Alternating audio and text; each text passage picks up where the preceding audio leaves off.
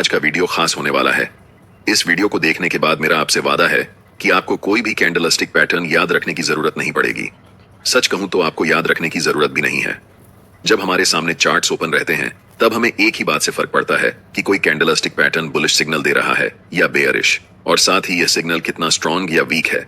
अगर हम स्ट्रांग और वीक के बीच के डिफरेंस को पहचानना सीख जाएं तो हमारे लिए ट्रेडिंग डिसीजन लेना आसान हो जाएगा, जिससे हम कॉन्फिडेंस के साथ ट्रेड में एंट्री ले सकते हैं।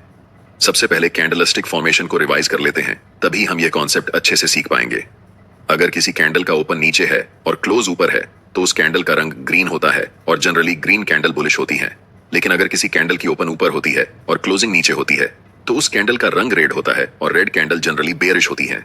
कैंडल के सबसे ऊपरी लेवल को हाई कहा जाता है और सबसे निचले लेवल को लो कहा जाता है, और इन दोनों के बीच की डिस्टेंस को कैंडल रेंज कहते हैं, यानी उस पार्टिकुलर टाइम में प्राइस कितना ऊपर और कितना नीचे गया। अब जानते हैं वीडियो के सबसे महत्वपूर्ण हिस्से को, जिसके लिए आपने वीडियो पर क्लिक किया है। इसके लिए आपको ट्रेडिंग करते समय अपने आप से एक सवाल पूछना है कि इस कैंडल को बायर्स कंट्रोल कर रहे हैं या फिर सेलर्स। यह जानना बहुत आसान है। अगर कैंडल की क्लोजिंग प्राइस कैंडल के हाई के पास है तो इसका मतलब यह कैंडल बायर्स द्वारा कंट्रोल हो रहा है, और इसका जस्ट अपोजिट नेक्स्ट कैंडल आपके स्क्रीन पर है जहां कैंडल की क्लोजिंग प्राइस लो के नजदीक है। इसका मतलब है कि यह कैंडल सेलर्स द्वारा कंट्रोल हो रहा है। चलिए एक और कैंडल देखते हैं। कैंडल में अगर ध्यान देंगे तो कैंडल की क्लोजिंग प्राइस न तो कैंडल के हाई के पास है और न ही कैंडल के लो के पास है। दोनों ही कैंडल की क्लोजिंग लगभग कैंडल के बीच में हुई है। इसका मतलब यह है कि इन दोनों कैंडल में प्राइस न तो बायर्स के कंट्रोल में है और न ही सेलर्स के कंट्रोल में। अब इस बात को अच्छे से समझिए कि अगर कैंडल बायर्स के कंट्रोल में है तभी आप मार्केट में बाइंग का डिसीजन लेंगे, और जब प्राइस सेलर्स के कंट्रोल में रहेगा तभी आप सेलिंग का डिसीजन लेंगे। लेकिन अगर आपको इंडिसीजन कैंडलस्टिक पैटर्न दिखता है, जिसका मतलब होता है कि कैंडल ना तो बायर्स के कंट्रोल में है और ना ही सेलर्स के कंट्रोल में, ऐसे समय में ट्रेड में एंट्री नहीं लेनी है। अभी तक आपने वीडियो में जितना भी सीखा है वह सिर्फ सिंगल कैंडलस्टिक पैटर्न पर अप्लाई होता है, यानी कि जिस कैंडलस्टिक पैटर्न में सिर्फ एक कैंडल होती है। लेकिन बहुत सारे ऐसे कैंडलस्टिक पैटर्न होते हैं जहां 2 या 3 कैंडल्स होती हैं। ऐसे समझिए कि कैंडल किसके कंट्रोल में है। ध्यान से देखिए। फॉर एग्जाम्पल, हमें पिछले 3 कैंडल को एनालाइज करना है और पता करना है कि ये 3 कैंडल किसके कंट्रोल में है। तो बिगनर्स कुछ इस तरह से एनालाइज करते हैं। इसके लिए वह सबसे पहले लास्ट कैंडल को देखते हैं। इस कैंडल में क्लोजिंग प्राइस हाई के पास है, जिसका मतलब होता है कि इस कैंडल को बायर्स कंट्रोल कर रहे हैं। लेकिन अगर आप लास्ट थर्ड कैंडल को देखेंगे तो आपको मालूम होगा कि इस कैंडल की क्लोजिंग प्राइस कैंडल के लो के पास है। इसका मतलब है कि इस कैंडल को सेलर्स कंट्रोल कर रहे हैं। अगर आप ऐसे सोचेंगे तो मार्केट आपको कंफ्यूज कर देगा, इसलिए हम इन तीनों कैंडल्स को सेपरेटली एनालाइज करेंगे। सबसे पहले इन तीनों कैंडल्स में हम यह जानेंगे कि किस कैंडल का हाई सबसे ऊपर है और वहां पर एक लाइन बनाएंगे। नेक्स्ट हम जानेंगे कि इन तीनों कैंडल्स में लो सबसे नीचे किस कैंडल का है और वहां पर भी एक लाइन बनाएंगे। अब हम इन तीनों कैंडल्स में पहले कैंडल की ओपनिंग को पहचानेंगे और वहां पर भी एक लाइन बनाएंगे, और अंत में थर्ड कैंडल जो लास्ट कैंडल है उसका क्लोजिंग प्राइस पहचान कर लाइन बनाएंगे। अब हम इन तीनों कैंडल्स को मिलाकर एक फाइनल कैंडल बना सकते हैं।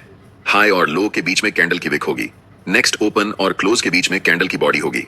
लास्ट कैंडल की ओपन नीचे है और क्लोज ऊपर है तो उस कैंडल का रंग ग्रीन होगा। लेकिन अगर कैंडल की ओपन ऊपर रहती और क्लोज नीचे तो हम उस कैंडल का रंग रेड रखते। अब हमारे पास फाइनल कैंडल है। अंत में आपको यह जानना है कि फाइनल कैंडल की क्लोजिंग प्राइस हाई के पास है या फिर लो के पास। अगर हाई के पास है मतलब बायर्स कैंडल को कंट्रोल कर रहे हैं। लेकिन अगर यही कैंडल की क्लोजिंग प्राइस लो के पास होती तो इस कैंडल को सेलर्स कंट्रोल कर रहे होते। अगर आप इस कॉन्सेप्ट को नहीं जानते तो आप इन तीनों कैंडल को देखते और इसे आप मॉर्निंग स्टार कैंडलस्टिक पैटर्न कहते। लेकिन अब इस कैंडल के नाम याद रखे बिना आप इस कैंडल को बता सकते हैं कि यह कैंडल बायर्स द्वारा कंट्रोल हो रहा है, इसलिए हमें यहां पर मार्केट में बाइंग डिसीजन बनाना चाहिए। एक बड़ी गलती जो लगभग सभी बिगनर ट्रेडर्स करते हैं, इस उदाहरण को ध्यान से देखिए। चार्ट्स में लास्ट 2 कैंडल ग्रीन कलर के बने हैं। ऐसे में आपको लग सकता है कि यह कैंडल्स बुलिश कैंडल हैं और आप बाय ट्रेड का डिसीजन बना सकते हैं। लेकिन अब आप ऐसा नहीं करेंगे। यहां पर लास्ट सेकंड कैंडल एक बुलिश कैंडल है जिसे हम मारुबोजू कैंडल के नाम से जानते हैं, और लास्ट कैंडल भी एक बुलिश कैंडल है। लेकिन जब इन दोनों कैंडल्स को हम मिला देते हैं तो यह बुलिश कैंडलस्टिक पैटर्न नहीं बनता है। कैसे? इस बात को ध्यान से देखिए।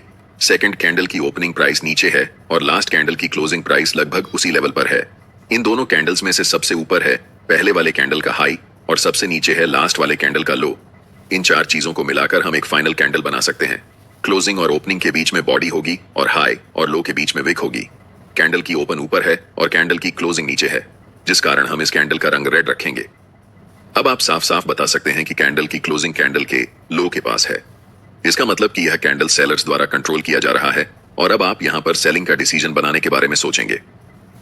लेकिन जब भी हम मार्केट में ट्रेड करते हैं तो हमें सिर्फ कैंडल की सेंटीमेंट को नहीं जानना है, बल्कि उस समय के पहले हो रहे मार्केट के बिहेवियर को भी जानना है।